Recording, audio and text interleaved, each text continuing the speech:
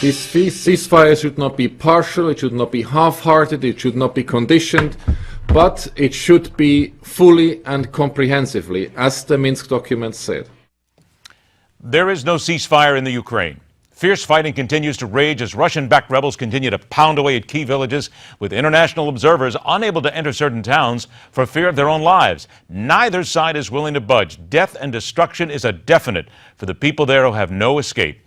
And we need to make a hard call on the leader who brokered this deal. Let's welcome to MidPoint former CIA analyst and the person with her ear to the ground every day gathering intel.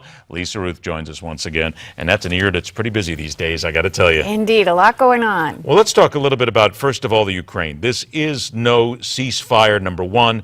Number two, though, there are those who come back and say anytime you have a ceasefire, you're going to get both sides who will look to gain as much ground as possible as they can, as quickly as they can, sort of like a grace period, if you will. Sure. Are we seeing what might be considered that, or is this simply just put no cessation of hostilities?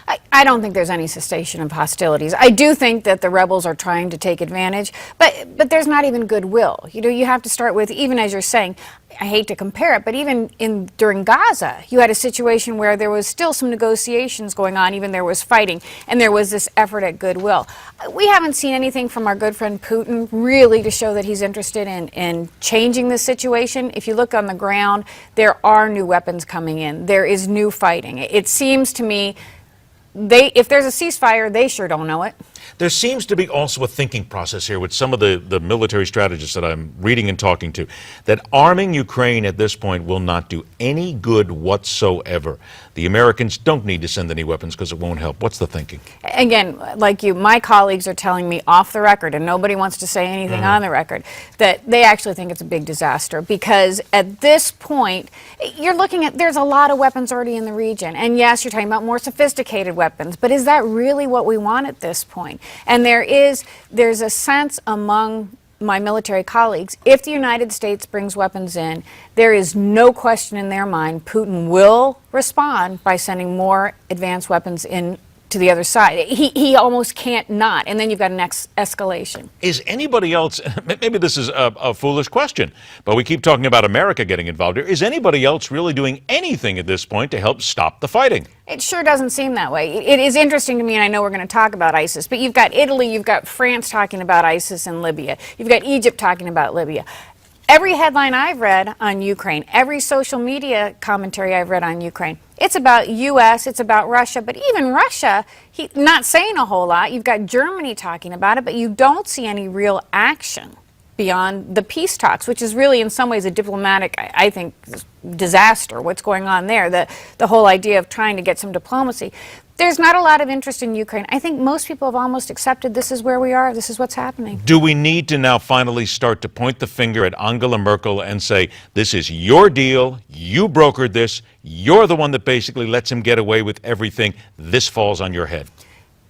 If I was an intelligence officer right now, I would be wondering what is really going on with Angela Merkel. I would be looking at, is there something behind the scenes that we don't know about? Side deal? It really is. It smells bad. It just smells bad. It looks like there's something going on. She refuses to hold the feet to the fire, really, and she's the only one who probably can. So you do have to start to wonder what's going on. Now, she does have an interest, of course, in not completely... There's a fiscal interest here as well. And a trade, I mean, the whole idea.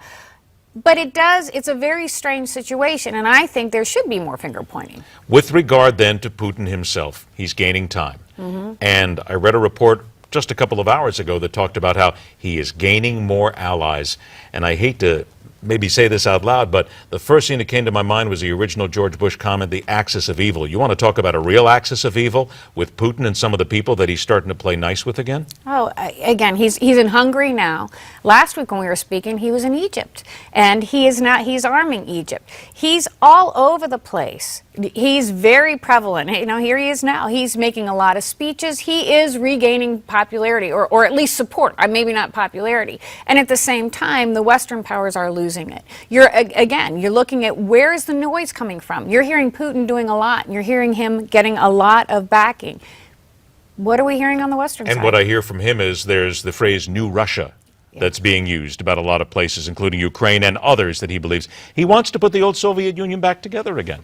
We need to basically just admit that and walk from there. And again, he's been doing it, though. He has already created his In the trade. open. Absolutely. And when he's had to use force, he's been willing to use force. If he uses trade, he uses trade. He's not stealthy. And all we can see is what happened last time we allowed that to happen. All right, other side of the break with Lisa Ruth. The key to defeating ISIS that is not only being ignored, but remains the last thing anyone wants to do, despite the fact everyone knows it's necessary. It's next on MidPoint.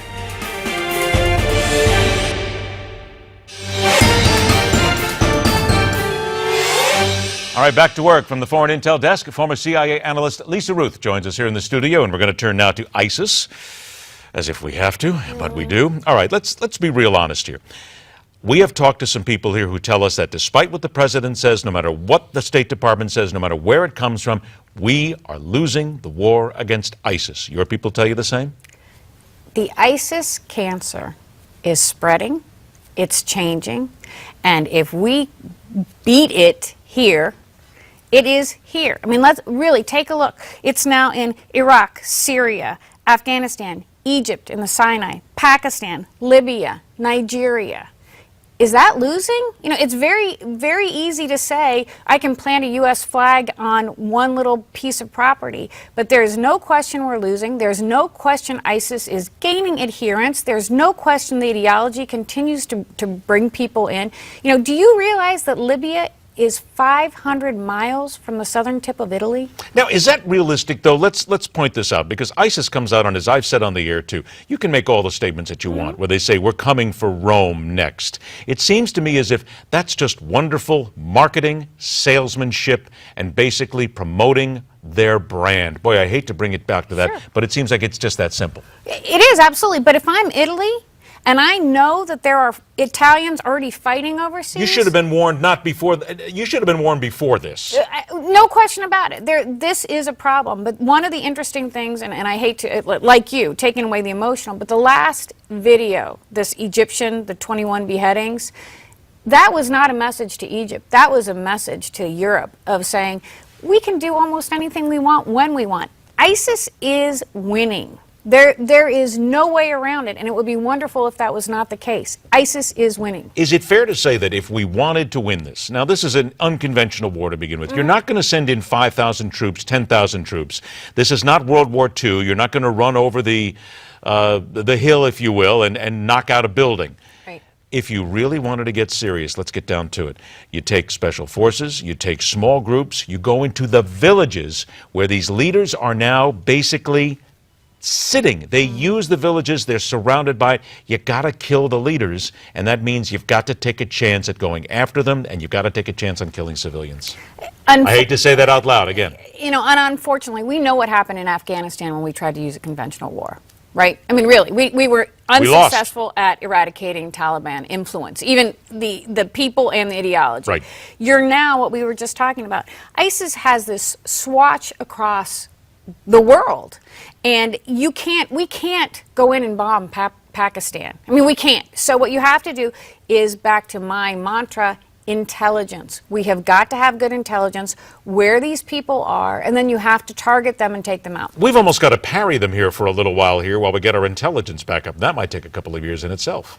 Well, and we got to do it a lot faster than that. But to me, this goes back to, if you want to talk about where sharing and cooperation is really key, it's in the intelligence side. And we have got to find a way to get information and recruit sources, and yes, I'm talking about human. We have absolutely got to find a way to get information on what ISIS is doing. About a minute left here. Egypt wants the United Nations to get involved. Is that really going to make any difference at this stage? No, absolutely not. And yes, of course they do. Egypt now wants them to get involved because it's a problem. But where were they with Iraq? You notice no one was stepping up then.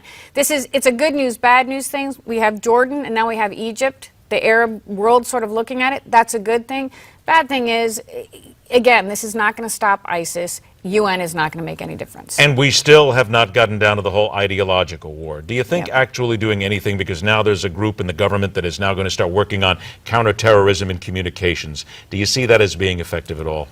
I wish I could say I did. You know, we have counterterrorism capabilities. It's about ramping up those capabilities. It's about really targeting, and so far I just haven't seen that we're prepared to do that. And unfortunately, we're going to continue to have this conversation until somebody takes some substantive action and does something against the head. Again, we're cliche about the head of the snake. That's really where it goes, and you've got to learn that sooner or later. Indeed. Lisa, always a pleasure. Let's come back with some good news one day, please. I'll work on it. Yeah, please do. Work on the human on that one, right? All right, we talk about what's happening in Ukraine. All right, now it's time to take a look firsthand at the experience on the front line. Spanning the Globe has this and a whole lot more when MidPoint continues.